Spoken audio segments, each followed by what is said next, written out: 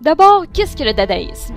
Nommé Dada par ses fondateurs, c'est un mouvement artistique international qui n'est pas défini par un style, mais plutôt par un état d'esprit, l'esprit Dada.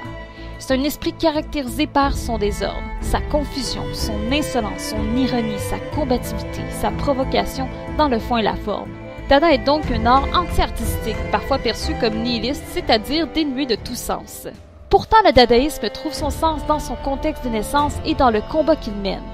Apparu en 1916 à Zurich, dans une Europe déchirée par la Première Guerre mondiale, ce mouvement est issu du désir d'artistes pacifistes ou encore de réfugiés politiques de trouver un art qui allait sauver l'humanité de la folie furieuse de cette période. En remettant en question les règles et les conventions de l'art, ils s'opposaient aux mœurs de la société, à la culture, aux valeurs bourgeoises, à la politique nationaliste qui, selon eux, avait permis à une horreur telle que la guerre de se produire. Par l'incompréhension, les gens sont invités à réfléchir. La fécondité du mouvement a résidé dans la rencontre entre Hugo Ball, un poète allemand, et Tristan Tzara, un poète roumain. Avant la Première Guerre mondiale, Hugo Ball et Kandinsky avaient cherché à élaborer une grande synthèse de tous les arts à partir d'un contenu nouveau. C'est d'ailleurs l'une des particularités du dadaïsme, le fait de rassembler des peintres, des photographes, des musiciens, des danseurs, des écrivains dans un même théâtre total sur la scène du cabaret Voltaire, dont Hans Arp.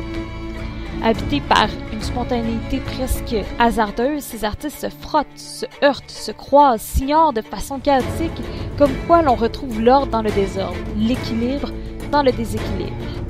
Puis Tristan Tzara a proposé, dans cette même idée de désordre, une recette pour écrire un poème dadaïste que l'on peut voir à l'écran.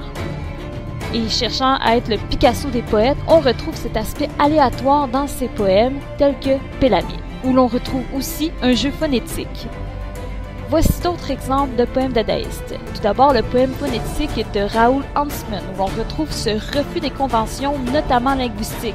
Le tout est conçu à la machine, ce qui permet de sélectionner de façon aléatoire les différentes typographies, tout en faisant ressortir certaines lettres. Le but est de concilier images, texte et signification, à l'exemple des hiéroglyphes. Ensuite, l'œuvre de Schwitters et Van Doesburg est caractérisée par le chaos typique des dadaïstes. Les mots s'interrompent, changent de direction. Par cette ouverture au vide derrière ce chaos, on s'éveille à des possibilités inconcevables dans un univers bien rangé. Hans Arp appelait cet emploi du hasard dans son œuvre rectangle selon les lois du hasard, la loi de chance. Alors qu'il était insatisfait de l'une de ses peintures, il l'avait déchirée et jetée sur le sol. Le résultat se donnait correspond à ce à quoi il aspirait.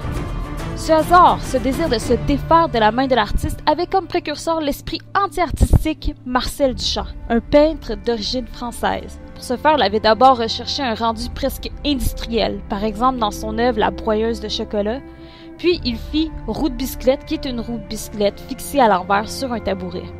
Mais encore, on retrouvait la main de l'artiste par la composition. Il réussit à effacer cette marque totalement en créant le ready-made. C'est un objet industriel qui est choisi par l'artiste et, ce faisant, est élevé au rang d'œuvre. Ainsi, plus de traces de l'art traditionnel, de logique ou de compréhension liée à l'œuvre. Il a participé au mouvement Dada avec ses ready-made, tels que le produit de la Joconde avec une moustache, dont le titre était LHOQ. De Zurich, le mouvement a voyagé entre autres jusqu'à Paris, prenant une forme plus littéraire. Puis s'est envolé vers la Tour Eiffel résulte en grande partie de la rencontre entre Francis Picabia et Tristan Tzara. Tous deux avaient entretenu une correspondance depuis 1918 et s'étaient rencontrés au début de l'année 1919 suite à la publication du manifeste Dada 1918 de Tzara, qui est un manifeste qui a aussi conquis quelques poètes parisiens, dont André Breton, qui deviendra plus tard l'un des fondateurs du surréalisme. Beaucoup se sont joints au mouvement, notamment Ribemont d'Esseignet, Éluard et les Trois Mousquetaires, dont faisaient partie André Breton, Aragon et Sopold. À Paris, plusieurs événements prirent place, comme la présentation d'un illusionniste Dada, une symphonie à 20 voix, des manifestes, une danse immobile, etc. Comme modèle de manifestation Dada parisienne, on peut prendre l'exposition qui fut consacrée à Max Ernst, un peintre allemand en mai 1921. Durant celle-ci, André Breton croquait des allumettes, Georges Ribemont d'Esseignet criait à chaque instant « Il pleut sur un crâne !» Aragon miaulait, Philippe Sopold jouait à cache-cache avec Tristan Tzara, Tandis que Benjamin Perret et Chachourne se serraient la main à chaque instant, Jacques Rigaud, aux côtés d'un mannequin au sourire énigmatique, comptait à voix haute les automobiles et les perles des visiteuses.